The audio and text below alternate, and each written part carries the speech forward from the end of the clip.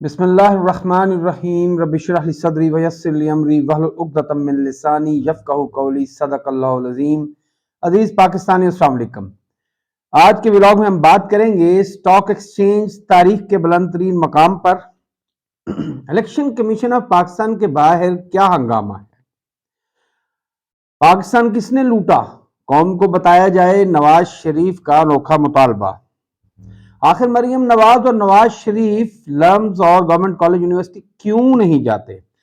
مگر سب سے پہلے آج کی سب سے اہم اور بریکنگ نیوز، اور وہ ہے کہ مردہ گھوڑے کو لگام ڈالنے کی کوشش کی جا رہی ہے، عدلیہ کے تنہ مردہ میں جان ڈالنے کی کوشش کی جا رہی ہے، اور اس سلسلے میں قاضی فائز عیسیٰ صاحب نے ایک بار پھر ایک میڈیا شو مین ہونے کا کردار ادا کرتے ہوئے 11 سال قبل آصف علی زرداری کے اقتدار کے آخری سال میں ایک صدارتی ریفرنس فائل کیا گیا تھا، وہ بھٹو کے قتل کو ایک عدالتی قتل قرار دیا جائے۔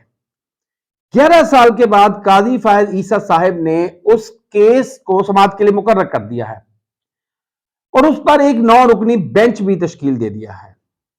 مزے کی بات یہ ہے، اور جیسا کہ اندازہ تھا، کہ جسٹس اعجاز الحسن، جسٹس منیب، جسٹس عائشہ منظور ملک اور جسٹس شاہد وحید کو تو اس بینچ سے پہلے ہی علیحدہ رکھا گیا ہے، مگر ساتھ ہی ساتھ جسٹس اطہر من اللہ کو بھی اس بینچ سے علیحدہ کر دیا گیا ہے۔ اور اس کی بنیادی وجہ یہ سمجھ میں آتی ہے کہ پچھلے دنوں ایک کیس کی سماعت کے دوران، جی ہاں، جنرل مشرف کی سزاؤں کے خلاف اپیلوں کی سماعت کے دوران جسٹس اطہر من اللہ نے جب یہ سوال اٹھا دیا کہ سنگین غداری کی جب بات کی جاتی ہے تو اس کو 3 نومبر 2007 سے کیوں لیا جاتا ہے، اسے 12 اکتوبر 1999 سے کیوں نہیں لیا جاتا، یا اس کو 1956 سے کیوں نہیں لیا جاتا؟ جسٹس اطہر من اللہ نے اس سوال اٹھایا کہ آخر 12 اکتوبر 1999 کے آمرانہ قدم کو بھی تو پاکستان کی سپریم کورٹ نے ہی قانونی تحفظ پرووائڈ کیا تھا۔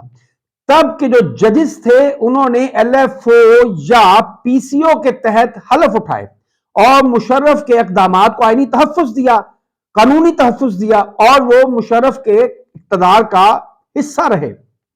اس پر یقیناً قاضی فائز عیسیٰ صاحب کے تن بدن میں آگ لگ گئی، انہیں مرچیں محسوس ہوئیں، جس کا ایفیکٹ اب ہمیں نظر آیا ہے کہ جسٹس اطہر من اللہ کو بھی اس بینچ سے علیحدہ رکھا گیا۔ اس سے صاف ظاہر ہے کہ اس پاکستان مستقبل قریب میں ایک بڑی آئینی اور قانونی جنگ دیکھنے والا ہے، اور اس کے لیے صفیں آراستہ ہو رہی ہیں، اور یہ قوم کو واضح طور پہ نظر آ رہا ہے کہ کون سے لوگ ہیں جو حق پر ہیں اور کون ہیں جو باطل کا سر کٹنے سے بچانے کے لیے اپنا سر پیش کر رہے ہیں۔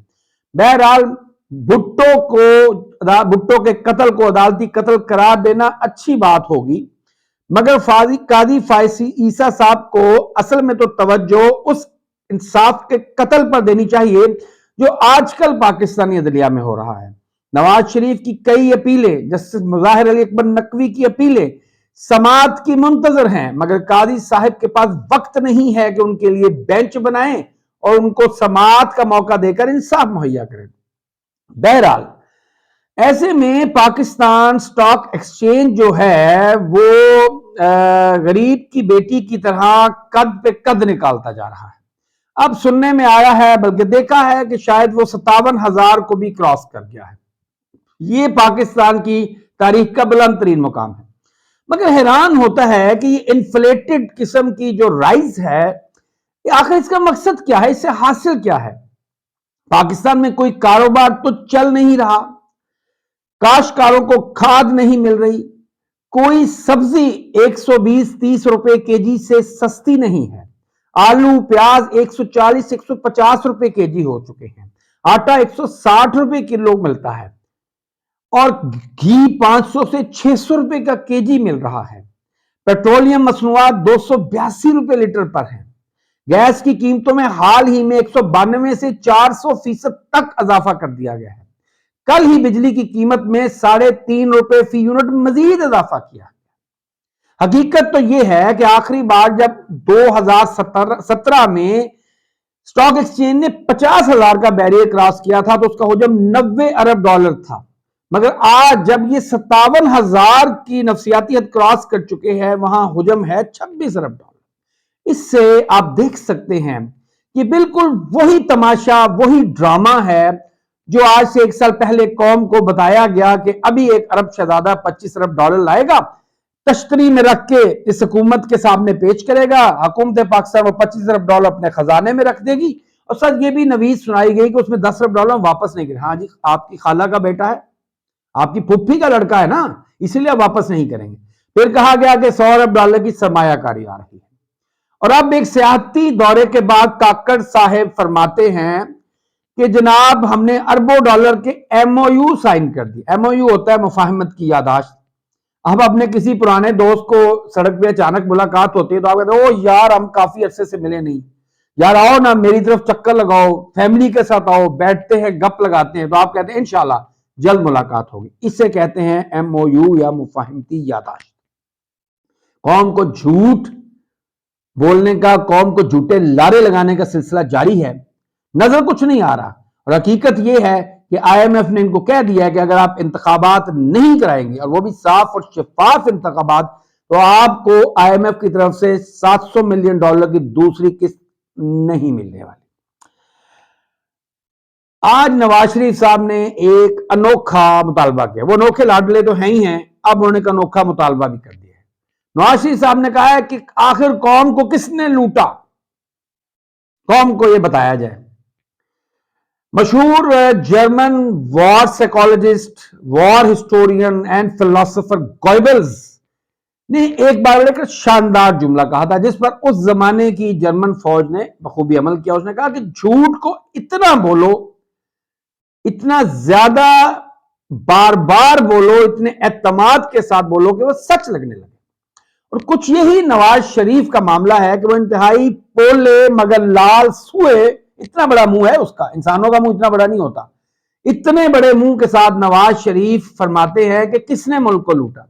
भाई उसी ने लूटा जिसके लंदन में फ्लैट्स हैं, उसी ने लूटा कि जिसके वॉल्यूम 10 में दुनिया के दर्जनों ममालिक में अरब डॉलर के असासों की तफसीलात है। उसी ने लूटा होगा ना जिसके बच्चे 16-17 साल की उम्र में अरबों डॉलर की प्रॉपर्टीज के मालिक बन गए।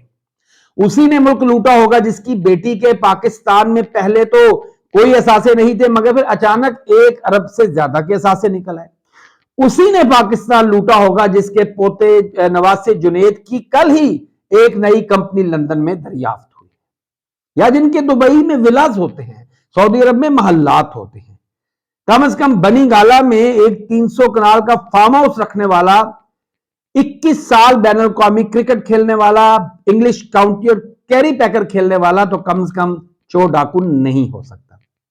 बहरहाल नवाज शरीफ साहब इतने एतमाद से झूठ बोलते हैं कि जिसकी तारीख में मिसाल नहीं मिलती।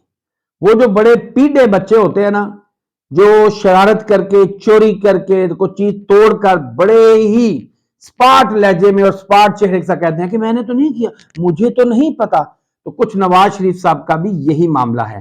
पाकिस्तान का सबसे बड़ा चोर जिसके असासों की मालियत तकरीबन 35 से 40 अरब डॉलर है, वो कौम को बताना चाहता है कि चोरी किसने की। क्या सवाल है, क्या मजे की बात है। जावेद चौधरी साहब फरमाते हैं कि एक नानी ऐसी है पाकिस्तान में जिसके पास 2 ताकतवर शख्सियात की 6 से जायद नंगी वीडियोस। वो नानी है। नानियां दादियां बच्चों की तरबियत करती हैं, बच्चे अपने नानियों दादियों के पास रहकर उनसे बहुत कुछ सीखते हैं, उनसे इंस्पायर होते हैं, उनसे उनके जिंदगी के तजर्बात जानते हैं। और नानियों दादियों से ज्यादा अपने बच्चों, पोतों, नवासों से शफकत से पेश आने वाला कोई नहीं होता। हमारे माशरे में तो कहते हैं कि नानियां दादियां बच्चे बिगाड़ देती हैं, और उसका मतलब ये होता है कि बच्चा शरारत करता है और नानी कहती है कि नहीं भाई इसको कुछ नहीं कहना, ये मेरे पास आया हुआ है। मगर यहां पे मरियम नवाज नामी एक नानी गवाल मंडन ऐसी है जो नंगी वीडियोस का कारोबार करती है। यानी कि उसके नवासों को यह चीज बताया जाएगा कि भाई तुम्हारी नानी के पास एक कैटलॉग है नंगी वीडियोस की। अगर किसी बच्चे ने, किसी नवासे ने, कल को अगर जुनेद को बचा हो गया, किसी पोते ने नंगी वीडियो देखनी है तो वो अपनी नानी या दादी के पास जाए और वो उस नानी 420 से वो नंगी वीडियोस ले। ये दो ताकतवर शख्सियत कौन हो सकती हैं? ये यकीनन अदलिया के कोई दो बड़े जज हो सकते हैं या कोई दो बड़े ब्यूरोक्रेट हो सकते हैं। मैं नहीं समझता कि नानी इतनी ताकतवर है कि उसके पास एस्टेब्लिशमेंट के किसी ताकतवर शख्स की ऐसी वीडियो होगी। बहरहाल कौम के लिए एक और शर्म का मकाम है कि एक खातून जो पहले खुद को क्राउड पुलर कहलाती थी, बहुत बड़ी सियासी लीडर बनती है और खुद को मशरक की बेटी और पाकिस्तान की बेटी कहती है, उसका ट्रेडमार्क क्या है कि उसके पास नंगी वीडियोस हैं। वो औरत नंगी और नाजेबा न्यूड वीडियोस की कैटलॉग रखती है।